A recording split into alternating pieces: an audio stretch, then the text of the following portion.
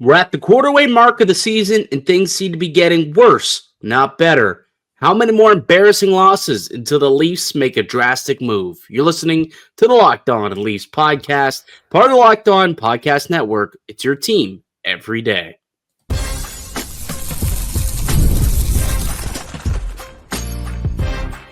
You're Locked On Maple Leafs, your daily podcast on the Toronto Maple Leafs. Part of the Locked On Podcast Network, your team every day.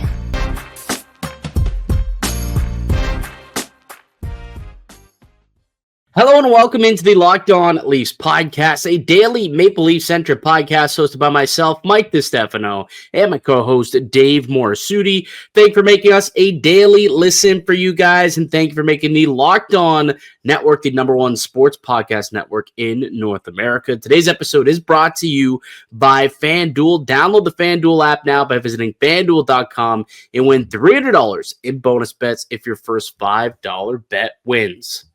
What's happening, Dave? What's going on? Well, this team still stinks. Yeah, what I missed? What I missed, Dave? What did I miss? You missed a victory. You did miss a win. As rare as it is. One win. I missed one win. You missed a loss. A couple losses. Yeah. An overtime one where the Leafs got Adam Fantillied. Yeah, that was fun. Yeah, well, a local hometown star, of course. You expect it. It's either hometown kids or former Maple Leafs. Like that's who always comes to play against Toronto, and they show up. He was so jacked up for that too. It made me sick. You know what though? He's on fire now. He's got like 9 goals last 9 games or something like that. So it's almost like he was worthy of being a top 3 pick in the NHL. Yeah, maybe. But that loss was one thing. The loss against the Habs over the weekend, though, Dave, that was a whole other thing. And I was on my flight during the game, so I couldn't watch the video, but I was keeping track of the game on Twitter. And the meltdown that Leafs Twitter was having in the second period when, goals were coming in left, right, and center. Wool gets pulled. There's no pushback.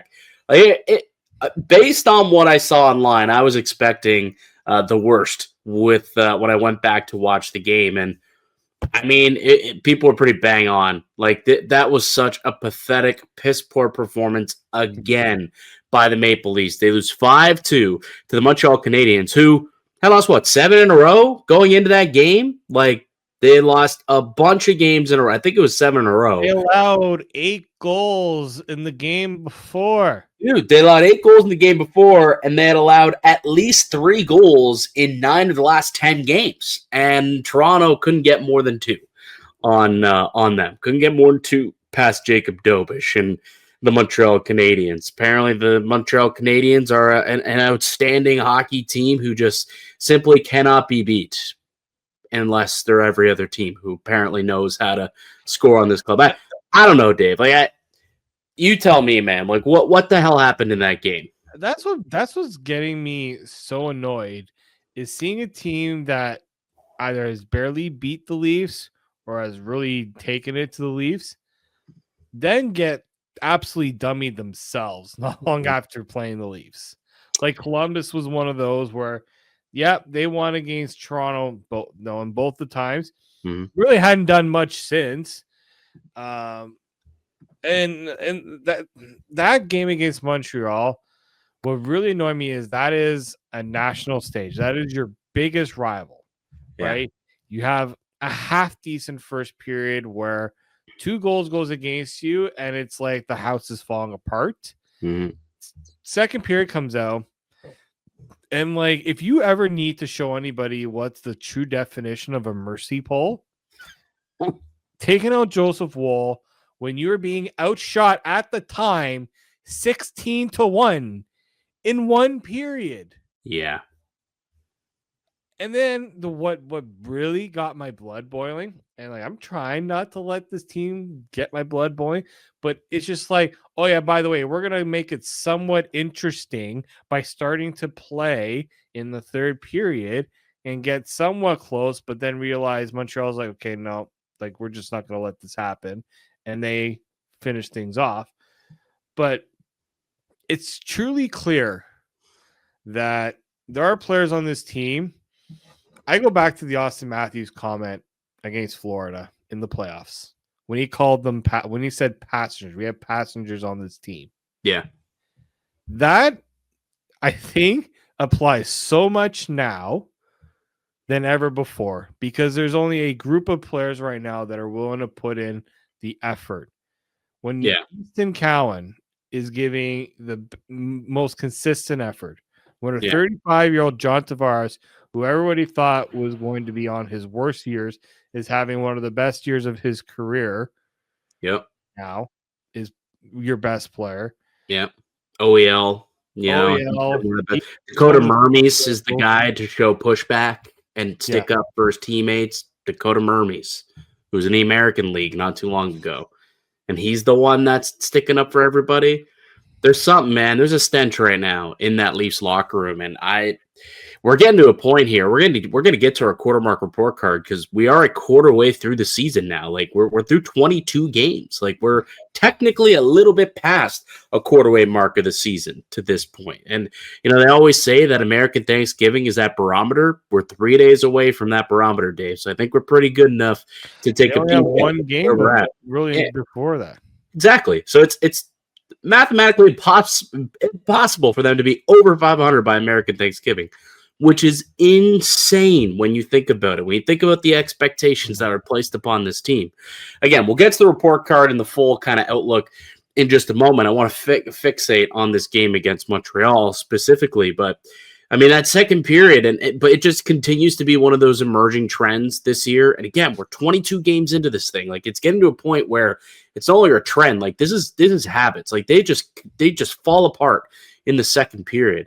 They're giving up more goals in the second period per 60 minutes than any other team in the NHL. Like, they've given up 32 goals in the second period through 22 games. They're being outscored 32-21 in 32 games or in 22 games here. So, I mean, the team just, I don't know what it is when, I mean, I have a couple guesses, being old and slow is one of them. But when they got that long change, man, this team just simply cannot get it going.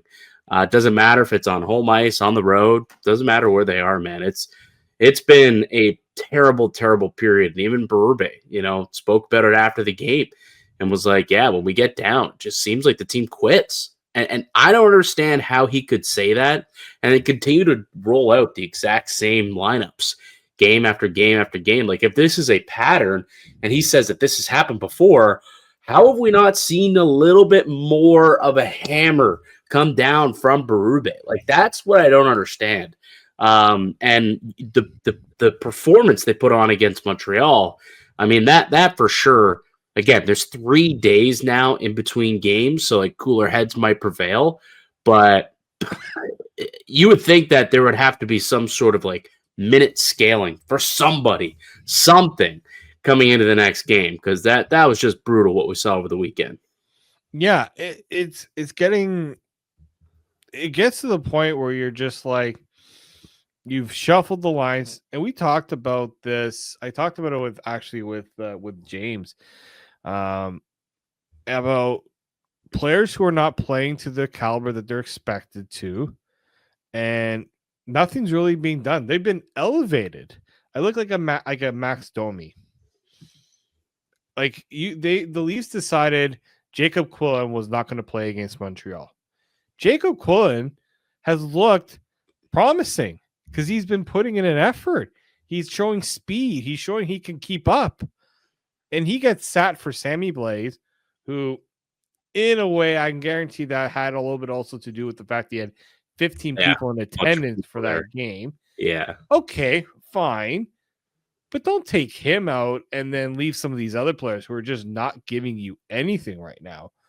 And like the inconsistency and effort, that's something a coach can say, if you're not going to give us the effort, you're going to sit.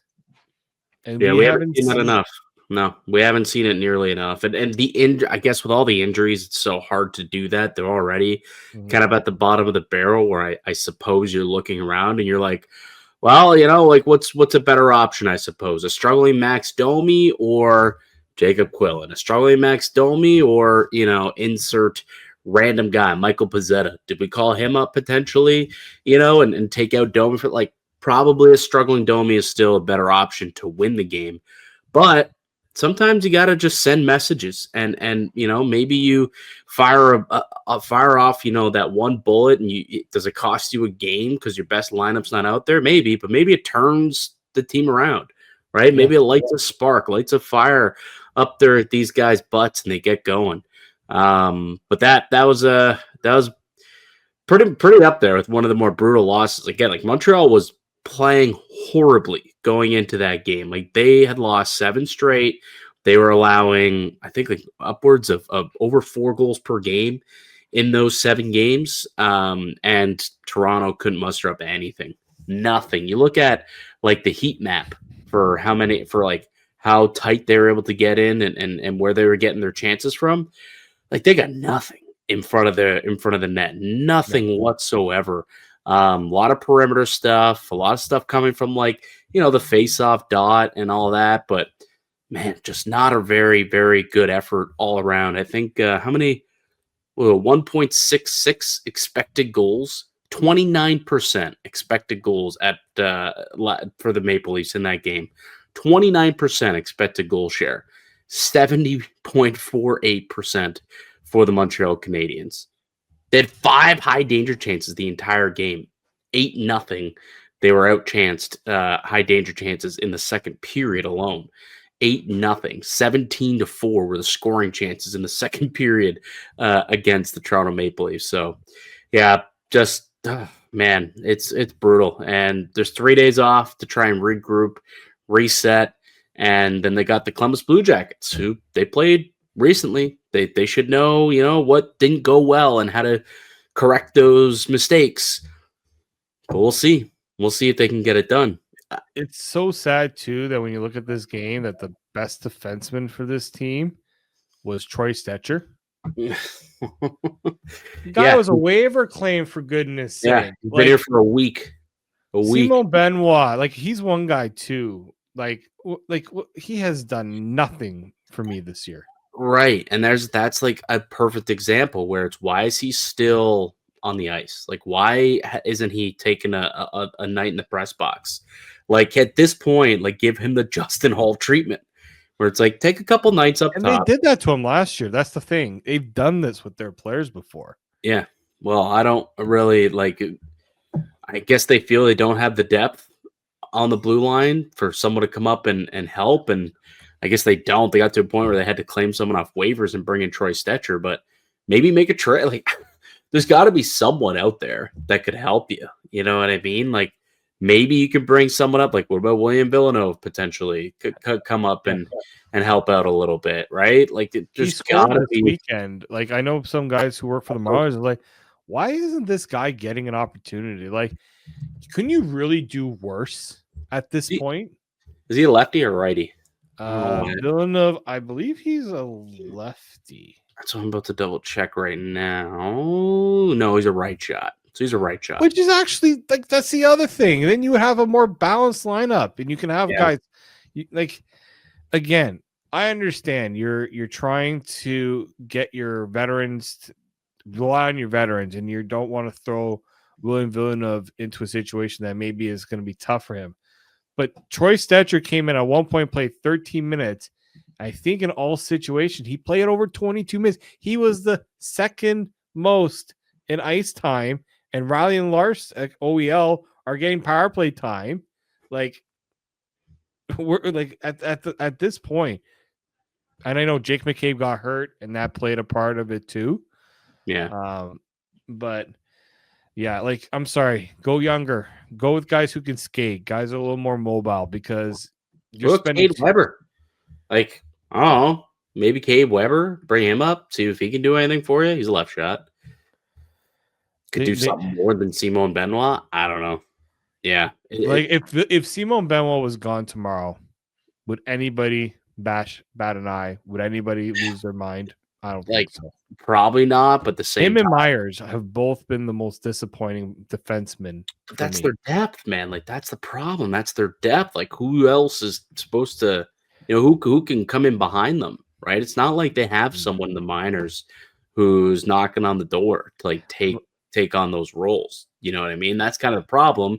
They haven't had a lot of draft picks to get those guys over the last 5-6 years who should be 22, 23, and have been second, third round picks. They've been trading those guys away. They should have a first round pick from a couple years ago, that they were able to invest in and allow them to, develop into at least a third pair defenseman by now. Maybe they could have kept Rasmus Sandin around, who is turning into a pretty good top 4 defenseman for the Washington Capitals. So anyways, we went way off topic there. Why don't we take a break? Let's come back. Let's reset. And let's get to the quarter mark report cards here, Dave, because we've kind of been doing that a little bit, but let's get into the nitty gritty. Hand this team a grade, talk about the positives, the very few that there have been, and the lots of negatives, and we'll give this team an overall grade through the first quarter mark of the season. So that's all coming up next in the Locked On Leafs podcast, part of the Locked On Podcast Network. It's your team every day. Hockey season is officially here. Nothing beats being in the arena for the opening game, but let's be real. Getting tickets can be a total headache. Between waiting in queues, surprise fees, and price that jump right before checkout, it's easy to get frustrated when all you want to do is cheer on your team. That's where Gametime comes in, the app that gives the fans the advantage. It's your ultimate life hack for scoring amazing NHL tickets fast, easy, and stress-free. I love that you can see what you paid. There's no hidden fees at checkout. And you can see exactly what your view is going to look like before you even buy the tickets in their in-app seat view feature. And their zone deals, they're a game changer. You pick the section, Gametime picks your seats, and you save big. You can even find NHL tickets for under $25 at select arenas. Take the guesswork out of buying NHL tickets with Gametime. Download the Gametime app, create an account, and use the code LOCKEDONNHL for $20 off your first purchase. Terms apply. That's code LOCKEDONNHL for $20 off. Swipe, tap, ticket, go. Today's show is also brought to you by Doer. I'm so excited about these new jeans I've gotten from Doer, and they're the most amazing things I've ever worn. Okay, I'm wearing their performance denim, the slim straight, and I can't get over how comfortable they are. And these Doer jeans have 5 times the stretch of traditional denim. They're antibacterial, meaning your jeans stay fresh longer and you can wear them more and wash them less. They're also made with cool masks that regulates your body temperature and wicks moisture, keeps you cool and comfortable as temperature change. And these jeans feel stretchy without looking stretchy. It's like you're wearing your favorite pair of synthetic joggers, but they look like you're dressed to go out on the town. Doer combines classic jean wear style with the kind of comfort and performance you get from athletic wear. Best of both worlds. Designed to look great and stay comfortable all day, no matter what you're doing. Doer are pioneers of blending technical innovation with everyday clothing. They invented the original performance denim. Simply put, Doer makes the world's most comfortable pants without having to sacrifice style. You can check them out here in Toronto. It's at 44 Ossington Avenue. Pick up a pair for yourself or as an amazing holiday gift. Mention our promo code LOCKEDONTORONTO in store to get 15% off your first order, or check them out online, doer.ca/LockedOnToronto for 15% off. That's doer.ca/LockedOnToronto. Welcome back into the Locked On Leafs podcast. Mike DiStefano, Dave Morassutti with you, as we are each and every weekday, Monday through Friday, with brand new episodes of the Locked On Leafs podcast that are free and available wherever you get your podcasts, Spotify, Apple Podcasts, Stitcher, and of course on YouTube as well. Make sure you subscribe and get your daily dose of Maple Leafs content directly to your phone, computer, wherever you consume your daily podcasts. All right, Dave, we've made it through 22 games so far on the season. It's the quarter mark of the way through. It's Monday.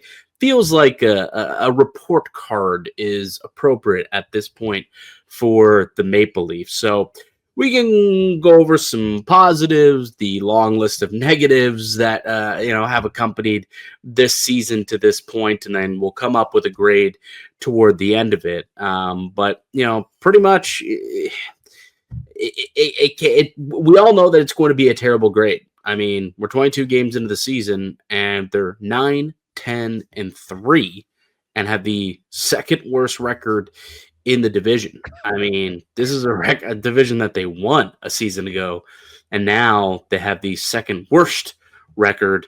And actually, no, they had the worst record because Buffalo won today.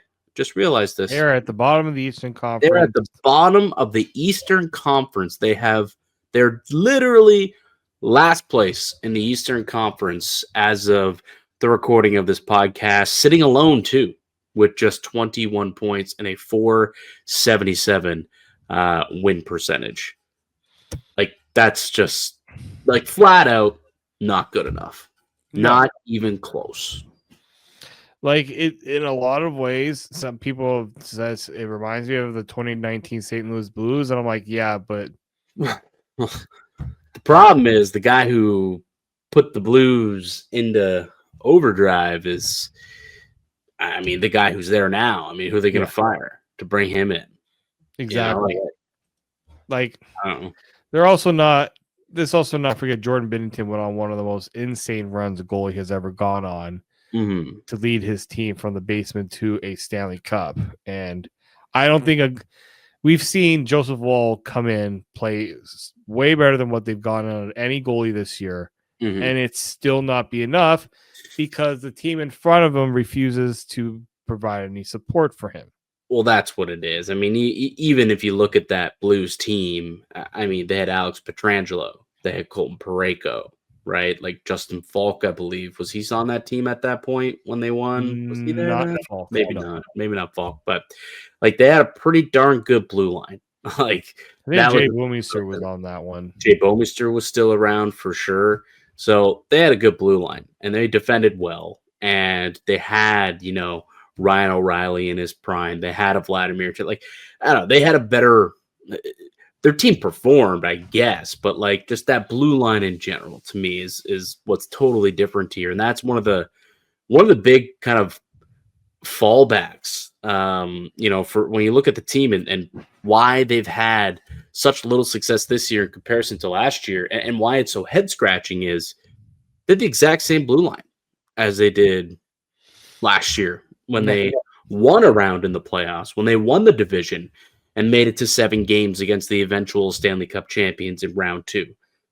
How that same blue line has fallen apart so quickly, and I get it. Chris Tanev's been out for a majority of the season, and he is kind of the best they got, but no one else has even been close to what they can be either, outside of OEL, I guess. Like, you've seen a nice offensive resurgence from Morgan Rielly, but defensively, he's been an absolute mess. Brandon Carlo's been even worse, arguably one of the worst defensemen that they've had. We already talked about your boy, Simon Benoit. You think he's benchable and should be up in the press box. I mean, Jake McCabe's been okay, right? Like, he's been fine.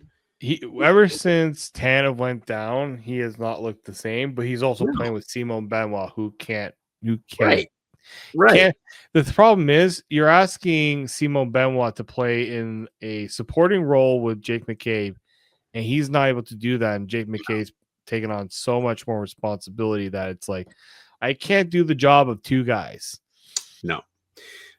So yeah, like that's the weirdest thing is how much of a step back this blue line has taken this year. And that to me is one of the negatives, I guess, is just like bad defense. They're giving up 3.73 goals against per game. They're giving up 31 shots a game. They have 17.1 giveaways per 60. Like, that's 30th in the league in giveaways. That's last or second last in goals against. I think maybe last in goals per game. And bottom 5 in shots allowed per game. And they're giving up a ton of chances overall. So defensively, they've been horrendous. And that is, again, one of the weirdest falls that we've seen from a team from year to year is the same group, but it's not even close to the similar results.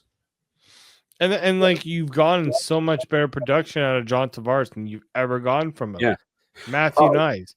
Offensively, I just was speaking to Gil Martin on a Lockdown NHL, and he's like, Like this team is putting up offense. Like it's like, yeah, that has not been their problem. No. I mean, they're scoring at an elite rate. They have averaging the second most goals at 5-on-5, 3.05 goals per game at 5-on-5. They have the second highest shooting percentage at 5-on-5, 11.4% shooting percentage as a team. We've got Tavares with 27 points, Knies up over. They have 3 players averaging more than a point per game right now. Like, they're doing fine, right? They're doing completely fine. Offensively, they can't get a save, and they can't stop turning the puck over. And when they turn the puck over, they're not getting back defending. And we go back to the saves, an 879 save percentage.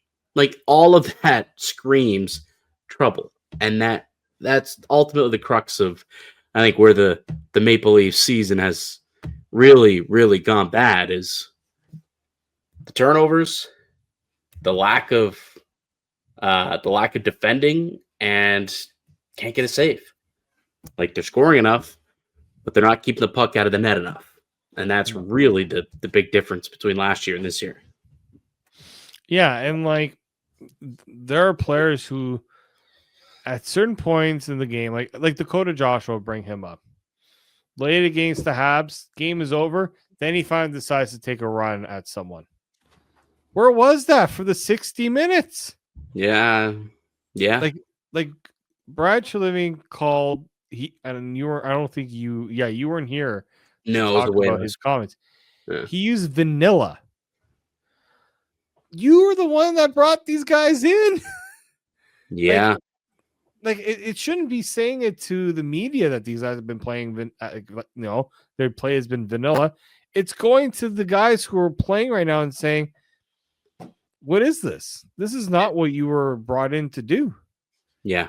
No, I know. It's been pathetic. Like that's the other perplexing thing is all the new guys they brought in that was supposed to help with the overall team defense and playing tougher and heavier and harder to play against, both in the offensive zone and in the defensive zone, on the forecheck, on the back check.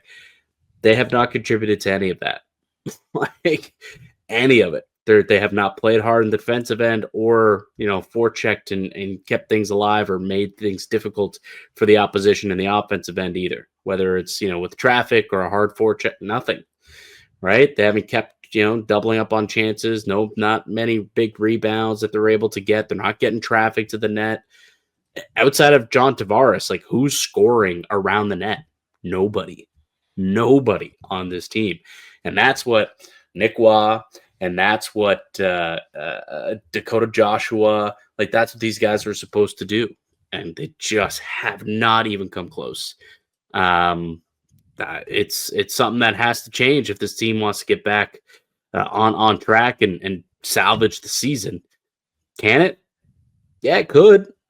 Of course it can. There's still time to salvage the season, but it's time is evaporating quick. I can tell you that. What else would you consider to be, part of the negative category when you're sitting here with the report cards, right? The pros and cons of the season. What's in the cons list that we haven't discussed yet? As good as the offense has been from William Nylander, there's been a lot of invisible moments during this stretch too. Yeah. I think Craig Berube is trying very hard not to amplify with all this, the way Nylander's playing and the things that have frustrated him. But at some point, again, I get it. He's bringing it offensively, and you can't discount that. Like that is super important for, the fact that you don't have Austin Matthews right now. You need someone that's going to be able to put up offense.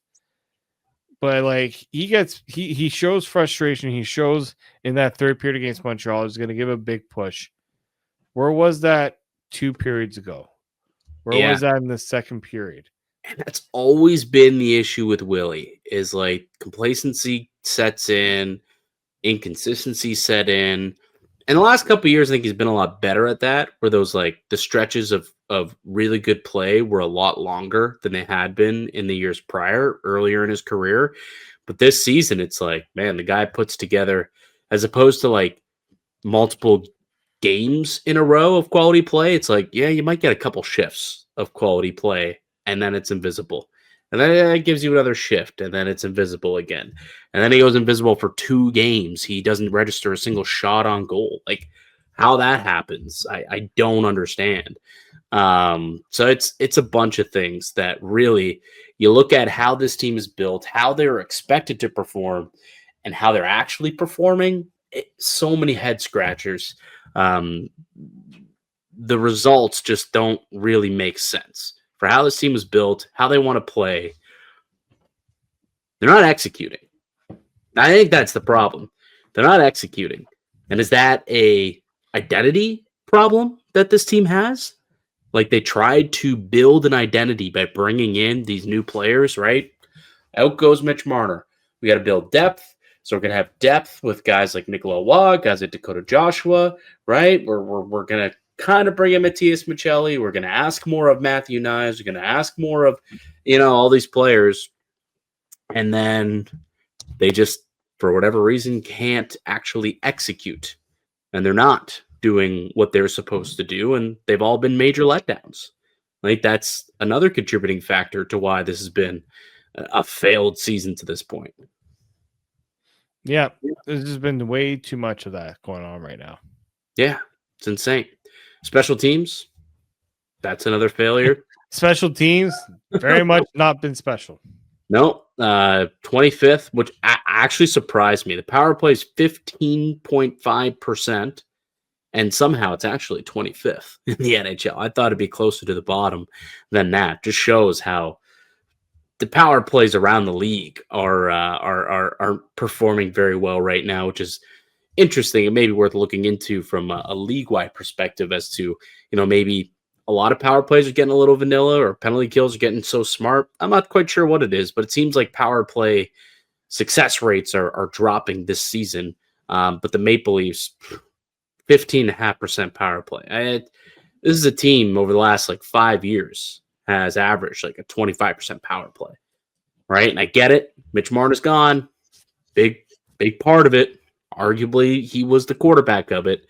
But I still would have expected Willie and Knies and Tavares and Matthews to produce regardless, and they just have not.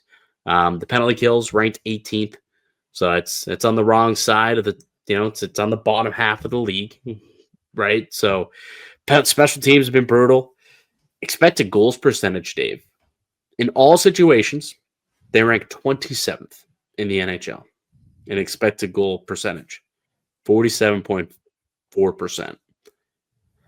And that's indicative of how this team's playing and the results that they're getting, right? That's very indicative of where they are in the rankings, in the stats at the end of the season, right? And when you look at the league standings, where are they sitting? 28th? They're 28th in league standings right now. So that makes sense. You're right. That's the production. That's the output that they're giving. They're only winning 47% of their minutes. So what happens? You end up in 28th place in the league. That's where the Leafs find themselves. Brutal. Yeah, it has not been good, and I can understand the frustration from people. A lot of people, as soon as they, I get every time, what the heck is going on with this team? Take your pick. Take your pick. It's not one thing. Yeah, and look at the schedule. How easy has this schedule been? Whether it's the amount that's the part that really bothers me is you've had, now you're going to have this long road. Now, obviously they've had a few days probably to go home and kind of try to turn things, get some rest.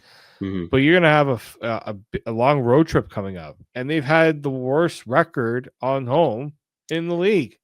They're 1-6 on the road this season. 1-6 on the road. So they've had twice as many home games as road games to this point in the year. Twice as many. More than that. 15 games at home, only 7 games on the road. And a majority of these games that they've played early this season have been against non-playoff teams as well. And they still have a sub 500 record. So not only is it a favorable schedule because you're at home, but also the opponents has been pretty easy. Like their strength of schedule has been pretty easy. Yeah. And they're still sub 500. So it's only going to get harder from here. You know, when you look at having to go out on the road now and having to play in other people's building, not having last change, and the injuries mounting, piling up, continuing to pile up. Oh, it's not a good time to be a Leaf fan. Not a good time to be a Leaf fan right now, Dave. All right, let's take one more break. We'll come back. Let's try and talk about a couple positives that we've seen from the Maple Leafs this season. There's very few, but I think we can muster up a couple, try and get out of the funk that we've just put ourselves in, and then we'll give this team an overall grade. So let's get to that next in the Locked On Leafs podcast, part of the Locked On Podcast Network. It's your team every day. Today's episode is brought to you by FanDuel. The NHL is back. There's no better place to get in on the action than with FanDuel, the official sports betting partner of the Locked On Network. Even if you missed the start of the game or you want to ride the hot hand, FanDuel has live bets on everything from who's going to score the next goal to third period comebacks. Plus, you can even combine your live bets into a same-game parlay for a shot at a bigger payout. It keeps every game exciting, especially when your team's making that late push. Right now, FanDuel is giving new customers $300 in bonus bets when your first $5 bet wins. So head to FanDuel.com to sign up and play your game with FanDuel, the official sports betting partner of the Locked On Network.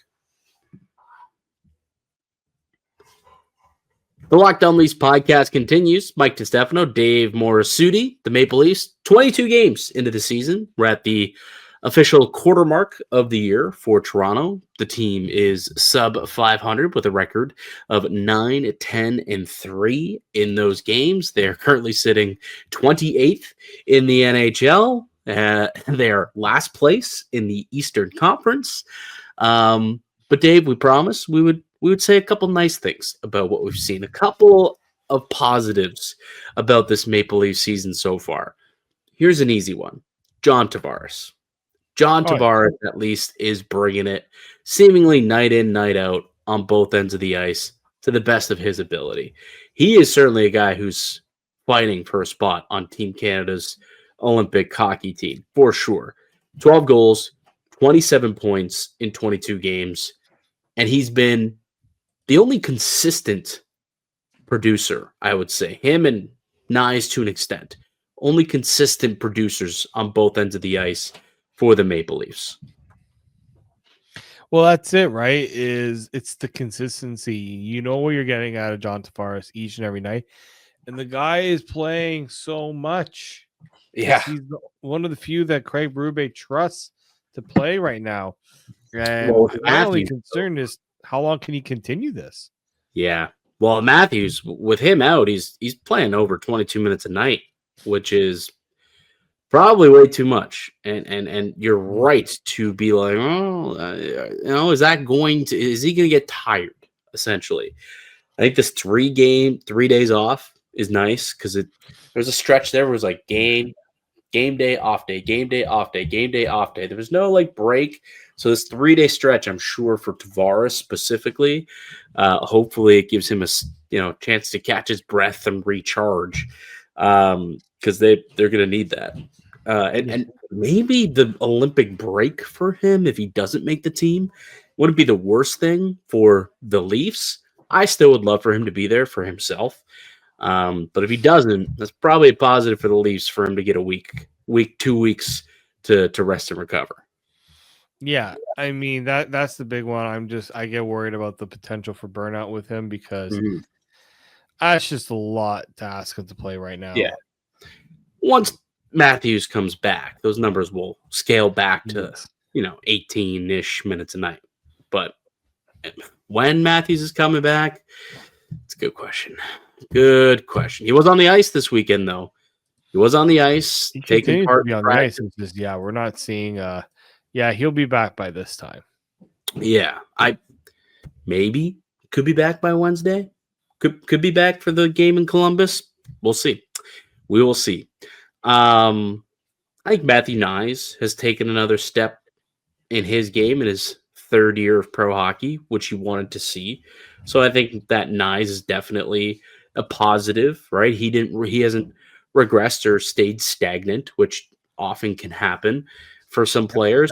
He has taken another step and elevated with that contract, and he's earning his money, and he's being a leader on the ice for the team. So I would say Matthew Knies has been a positive for the Leafs as well. His absence has been big, and they've tried so hard to move him around to different areas of the lineup just because of the struggles that have happened lately. And yeah, I mean, he continues again. Anytime people are wondering, like, what's this big thing about Matthew Knies that all these fans are, very high on him, he just continues to show each and every game that there's a lot to his play that is, you really appreciate. Like you've talked about how often, and I was talking with James after our show, like try going again a Matthew Knies rookie card or anything like that. More people want that card over a William Nylander card. Yep. It's true. It's not rocket science what Leafs fans want. They want a guy that's going to be, getting into the dirty areas, show some consistency in the way that they're going to play each and every game. Again, it's not Leafs fans sometimes it feels like they ask for a lot. It really ain't asking for much. Yeah, it really is. At this point, it really isn't. But it's just only certain guys have really, I heard one person say they don't have like that dog. Matthew Knies is probably the closest, maybe, to having that mentality. Yeah, no, I'd agree with you. I would definitely agree with you. Outside of that, anything else? So any other positives here for the Maple Leafs? I thought, Joseph Woll injected a little bit of confidence with the team, but that kind of was a little short-lived. I'm not blaming him for what happened on Saturday, but it didn't give the team the sustained jolt, I guess. No. Easton Cowan, I think, has also been like he the only thing is if he starts burying some of the chances that he's had, I think he's one of those players where he's like the effort's there, he's doing the right things. It's not all coming together for him. Well, at least he's got a motor, right? Like at least he's got a motor, which is what you want to see. Hard work, right? I think Nicky Bobby, top 6 Nicky Bobby emerging has been a positive story. We thought maybe this guy was never going to be able to play on this team again. We would have to give waivers and gone. I thought waivers and gone. Top 6 Nicky Bobby has been like, it's been a bit of a revelation in that, you know what? Maybe you don't give up on your younger players. Maybe you just have to put them in a position to succeed. And look, again, it's not leading to wins. Team success hasn't been there. I get that that's a crucial element to all of this. But I mean, he's been, again, way more consistent than I've seen from other people on this team. Yeah, for sure. I'm struggling to come up with any. I guess OEL, who I don't. OEL has been the most, again, good value in the fact that he's providing that for someone who's supposed to be a third pairing defenseman, has been asked to do more and hasn't really phased him. But it's also because this guy has had that caliber. He is that type of defenseman. He has been that in the past. It's just on other teams he hasn't been asked to do it as much. Since Arizona, Vancouver, like Florida didn't expect this from him, really. Yeah. So he's had an excellent month, and I guess ever since Tanev went down, he's had to step up, and he's playing some big minutes here, Dave. In the month of November, he's averaging just a hair under 22 minutes a game, 21.57, and actually he's currently on a 7-game point streak, and he has points in 9 of his last 10 games, actually. So he's quietly producing each and every night, whether it's a goal, an assist. He's quietly producing. It's pretty well all at 5-on-5 because he only has 1 point on the power play. So it's been very nice to see OEL and that offense kind of shine through. Earlier in his career, he was very much an offensively driven player. And last year didn't quite see it as much, I guess, for the Maple Leafs, but 16 points through 22 games, 15 of them all at 5-on-5. Pretty solid stuff from OEL. So give him a little shout out as well. But other than that, man, way more failures than way more negatives than positives. All right, overall, Dave, what are you giving this team? What grade did the Maple Leafs deserve through the first quarter of the season? A D minus. Yeah, I was gonna say I had him at a D. And the only reason why I didn't get a D minus is because at least they are producing offensively, right? Second in the league in goals at at 5-on-5. That counts for something, right? The finish, second highest shooting percentage. But what's odd about that, the other stat that doesn't bode well for the Leafs, 2.44 expected goals per 60 in comparison to the 3.05 actual goals, which means regression is coming, and I think we've seen that over the last couple of games. But that's the only reason why I didn't give them a D minus. Gave them a D because the offense is there, and guys like Tavares and Knies and Willie, they're producing, and they're over a point per game. So I gave them the old D. Yeah, just again, the only thing the Leafs have kind of in their favor, the East is very close. You can get out of the base. Like, they're in the basement. They're 1 point out of the basement. They're 4 points out of a wild card spot, which is kind of crazy. Like, yeah, like that also means you have to put in some consistency over a period of games to even get yourself into the conversation. They win 4 games in a row, and they're probably only going to be what? They might be in a playoff spot, maybe a point or two out of a playoff spot if they can rattle off 4 in a row at the end of the day. I think that's kind of where they're at. Now, it's not, a rosy schedule, obviously, now that they're out on the road for a bit here, right? They've got Washington. Actually, there's some winnable games here. I will say there are winnable games. Columbus, that should be a winnable game. They're a good team, but you should be able to compete with Columbus. Washington, they've been struggling. That's a winnable game. Pittsburgh is a winnable game, right? That's a team that's starting to fall back a little bit. Florida, they're beaten, battered, bruised, just like Toronto. Could be a winnable game. They're only a couple games over 500. Then you finish up your road trip in Carolina. You'll probably get waxed there if they play this way. But your next 4 games, those are winnable. So like we said, you rattle off 4 in a row, all of a sudden you're right back in the mix. So you win in Columbus, Washington, Pittsburgh, Florida, very possible. Matthews gets back at some point in this road trip, I would imagine. It's a different conversation at that point, right? 3 weeks from now could be a totally different conversation than it is today. But as we sit here, man, it is not a positive outlook for the Maple Leafs. And I think we can both agree. A D is what the Locked On Leafs podcast will be grading the Toronto Maple Leafs at the quarter mark. We'll see if the midway mark, if they can improve that grade at all. But they got to improve their play drastically to change those odds. Any final words? Man, no. Waste too much of our breath on this team right now. Save it for the rest of the week where we have a lot more to talk about. Yeah. There's a couple other things I wanted to dive into, but we've gone way too long. We'll get into them. We got a few days between the now and the next game. We'll get a lot of that off our chest. I'm gonna tease it right now. I got a Max Domi rant that I'm gonna go on tomorrow. So check back in tomorrow for the Max Domi rant. That's to do it for us here today on the podcast. I'd like to thank you all for listening and supporting the show. You can subscribe to the Locked On Leafs podcast on all platforms and receive daily Leafs content. Follow myself on Twitter at Mickey_Canuck. Follow Dave at D_Morassutti and follow the show as well at Locked On Leafs.